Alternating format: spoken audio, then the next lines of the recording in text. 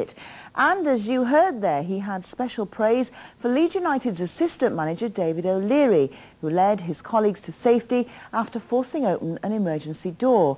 Well, David has turned down many requests from the national press for exclusive interviews with him. Instead, he said he wanted his first comments to be made on calendar because he knew the programme was watched by the club's fans. Michelle Hawkins asked him how he felt about being described by the pilot as the hero. You know, I'm not trying to be modest about it.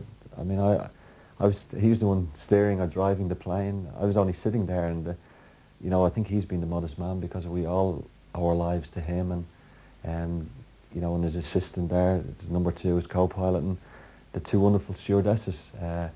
And at the end of the day, I opened the door to get out, and other lads followed, and it was as simple as that.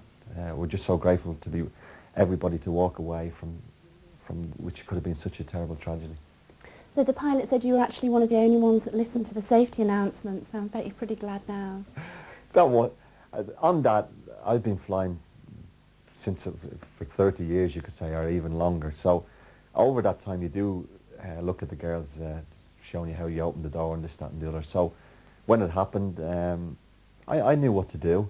I just hoped the door would open, and I knew what to do to open the door, but I just hoped the door wasn't stuck in that. But the way I, you know, shouldered it out anyway, I think I'd have definitely made sure I got the door opened and ran along the wing and jumped down, and you know, we got everybody out and we all stayed together. And I think the most scary thing is because it was dark and the smell of fumes and the fire, that we thought the plane was going to explode. So it was important that everybody got away and got away as quickly as possible. Was it scary? You hadn't got time to, you know, to be. The biggest thing I felt was when we hit the deck and we got bounced up and then we started sliding along, that you didn't know where you were sliding to, where you were going to hit a brick wall or you were going into a house or what. So we didn't know that, and all of a sudden we slid and slid and slid and stopped, and then it was time to get out of the place. So I was relieved more that we didn't hit anything once we slid along, because I was expecting us to do that at least. So if Leeds go into Europe next year, there'll be plenty of flying then. Does that raise any concerns? For me, you know, I've enjoyed flying. It's part of the job. If you didn't like flying, you wouldn't be able to survive in this job. That, I think the sooner the better for myself I get back up flying, because I've got to do it. And I think for the rest of the players, if we get into Europe, and hopefully we can, I think most of them will have flown well before we get into Europe for summer holidays, for international matches. So I think come Europe, when I hope we can celebrate and go into Europe on a plane, I think all the players will have well and truly been on airplanes by then.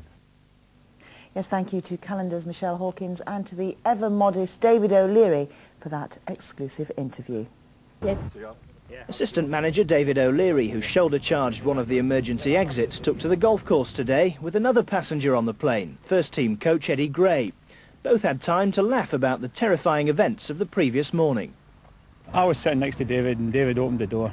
If he wouldn't have opened it, I'd have kicked him through. So I had to open it quick. Well, you just had to open the door. I mean, we've been on aircrafts all my life, so you've seen people open the door. I didn't think I'd get the chance to do it in such an emergency, but at the end of the day, the two girls on the plane, the two stewardesses, they're lovely girls. We've got to know them over a few of the trips, and you know, afterwards we've got a great bunch of lads at the club, a nice bunch of people, and we all just try to stay together. Back at Liverpool Airport, the flight crew posed for photographers, still slightly uncomfortable with their newfound celebrity status. But the sense of camaraderie was clear for all to see. The captain confessed he's become a Leeds United supporter. I had in fact watched the game on television when they were playing West Ham, and my heart went to them, and then to have the event afterwards, it wasn't their day really.